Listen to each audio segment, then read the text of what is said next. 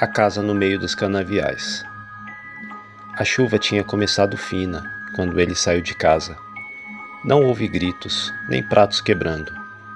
Apenas o silêncio pesado da mulher parada na cozinha enquanto ele colocava as malas no carro. A filha pequena apareceu no corredor segurando um urso de pelúcia. Pai, você volta para casa?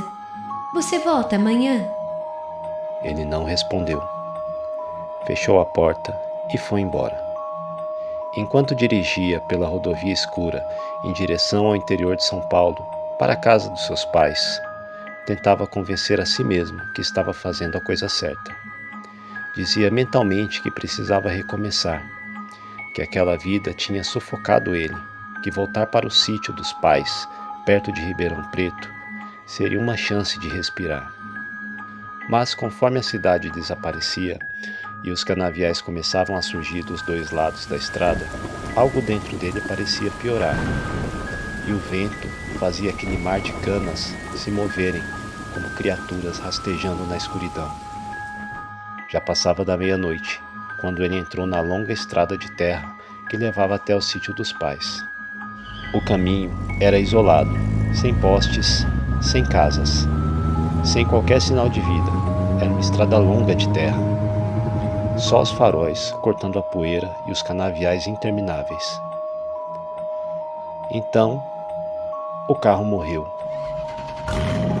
O motor tossiu 2 vezes antes de apagar completamente. Não!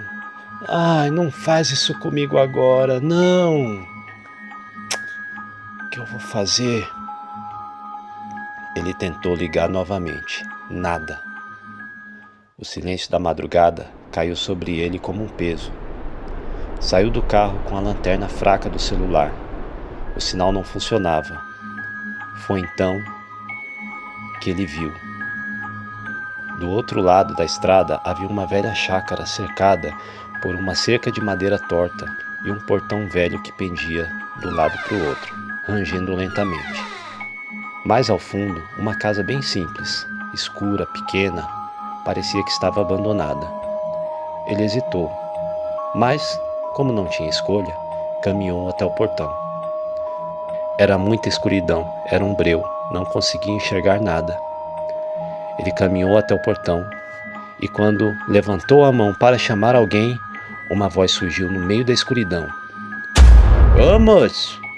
Ô moço! Preciso de ajuda? Ele tomou um susto. Ele quase caiu para trás. Era um homem magro que estava parado atrás do portão. Ele não tinha percebido aquele homem ali. E o homem já estava lá. Ele usava chapéu de palha e roupa simples de lavrador. O rosto era um rosto cansado, marcado pelo tempo. Mas o que mais incomodava era o olhar. Era fundo demais. Olhos tristes demais. Mas ele continuou. Olha, meu carro quebrou, disse ele. Será que o senhor tem um telefone? O lavrador abriu o portão lentamente. Ah, aqui não pega nada não, moço. Mas você pode passar a noite com nós. Já está quase amanhecendo. Qual é essa graça, moço? Ah, meu nome é Carlos. E o senhor, como se chama? Meu nome é Artino dos Anjos. Então tá bom, eu aceito o seu convite. E ele entrou na casa com o lavrador. Ao entrar na casa, ele sentiu um cheiro forte, um cheiro estranho. Algo entre mofo e terra molhada. A iluminação vinha apenas de uma lamparina sobre a mesa. E sentados em silêncio na mesa, estava uma mulher magra e 2 crianças, um menino e uma menina. Todos muito quietos, muito pálidos. A mulher olhou para ele sem expressão alguma, e as crianças apenas encaravam o chão. Oi, seu Carlos, minha família, disse o lavrador. O visitante tentou sorrir. Ninguém respondeu. Durante o jantar simples, o silêncio era sufocante. O som dos talheres parecia alto demais. As crianças não comiam, só olhavam para ele. De vez em quando cochichavam algo uma para a outra, sempre com uma expressão séria, sempre. Algo impossível de entender. Mas, com as circunstâncias, ele resolveu não se questionar muito sobre a situação. Então, em determinado momento, ele se levantou para ir ao banheiro. Quando voltou, a mesa estava vazia. A lamparina balançava sozinha. Não havia ninguém. Aquele jantar tinha sumido e a sala estava totalmente escura. Alô? Alô? Tem alguém aí? Onde vocês estão? Seu Altino? Silêncio total. A casa parecia diferente agora. Tinha mudado. Mais velha, mais fria. Ele caminhou pelos corredores estreitos, chamando pelo lavrador. Seu Altino? Seu Altino? Família? Seu Altino? Esposa do seu Altino? Então ele ouviu uma canção, baixa, com voz de criança. Estava vindo de um dos quartos. Ele empurrou lentamente a porta. As duas crianças estavam sentadas no chão, uma de frente para a outra, no meio do escuro, e cantavam uma música de niná muito estranha, numa voz quase sussurrada. Papai pôs veneno no pão, mamãe dormiu no chão. Agora a casa chama, quem entra nunca sai não. Papai pôs veneno no pão, mamãe dormiu no chão. Agora a casa chama, quem entra nunca sai não. O homem sentiu o sangue gelar. As crianças pararam de cantar ao mesmo tempo e olharam diretamente para ele. Os olhos eram completamente negros. Ele recuou, assustado. Fechou a porta, não sabia o que estava acontecendo. Respirava rápido, tentando entender. Então, ouviu um choro. Veio do outro cômodo. Ele foi até lá e encontrou a mulher sentada numa cadeira de balanço, de costas. O corpo dela se tremia todo, enquanto ela chorava baixinho. Senhora, senhora, a senhora está bem? O que aconteceu?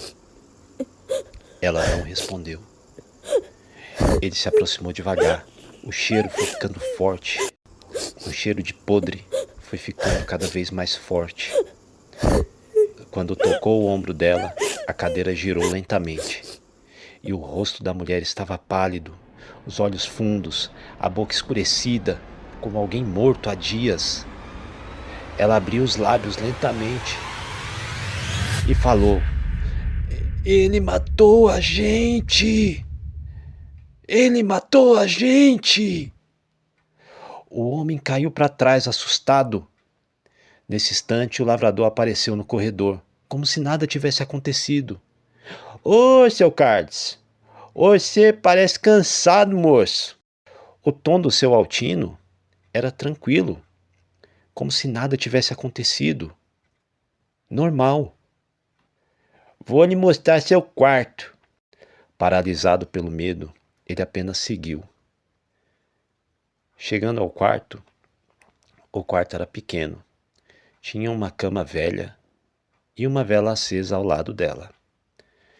Ó, seu Carlos, fica à vontade, durma. Durma, amanhã nós vê seu carro. O lavrador saiu e a porta fechou. Imediatamente a vela se apagou. A escuridão engoliu tudo. Carlos ficou desesperado, não sabia o que fazer. Ele não se continha. As pernas tremiam, as mãos ficaram geladas. Ele começou a suar. Ele ouviu um sussurro no corredor. Então saiu do quarto, mesmo com medo, tentando encontrar alguma luz. E viu na cozinha. A mulher do seu Altino estava parada.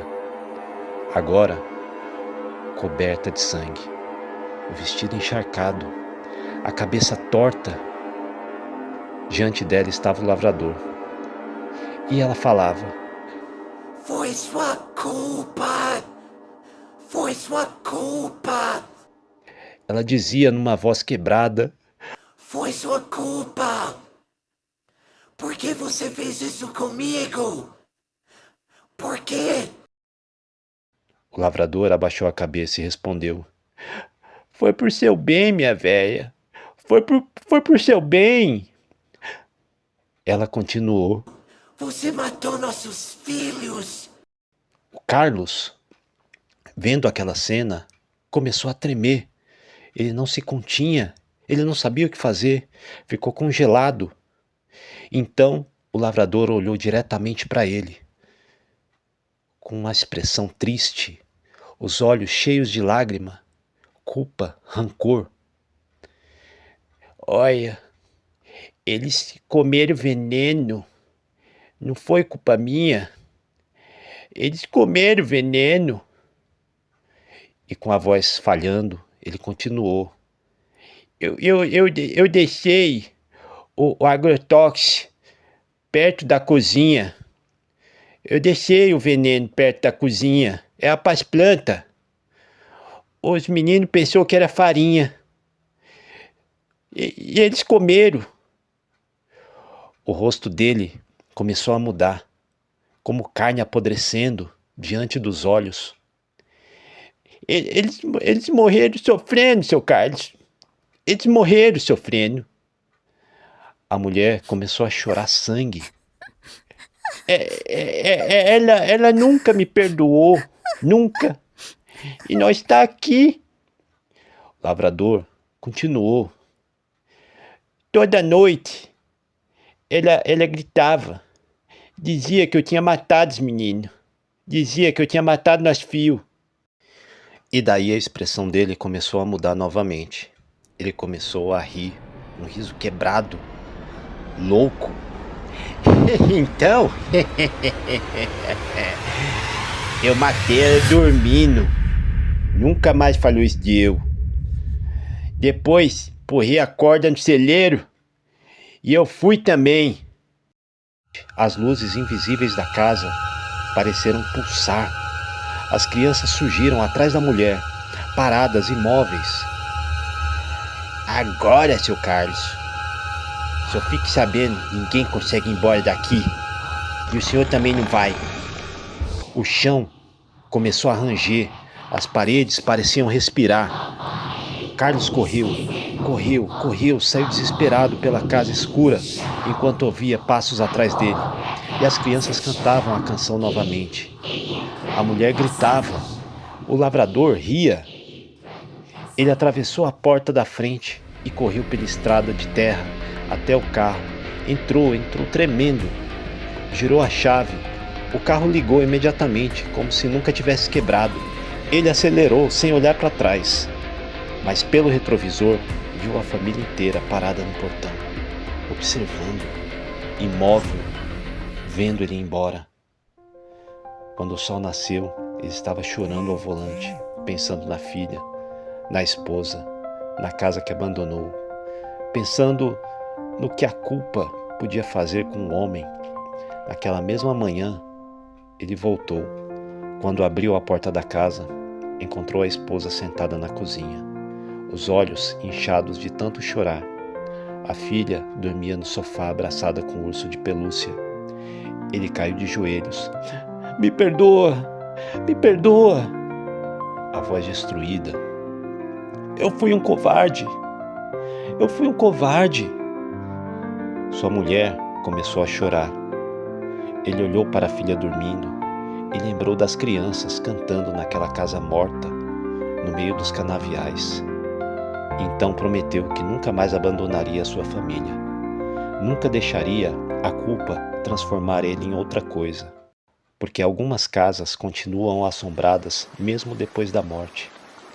E algumas pessoas só percebem o que amam quando encontram o horror esperando na escuridão. Mas fica uma questão que ainda não foi respondida. Na casa, os espíritos falaram e ninguém saía de lá. Ninguém. Então fica uma dúvida: será que Carlos realmente saiu da casa?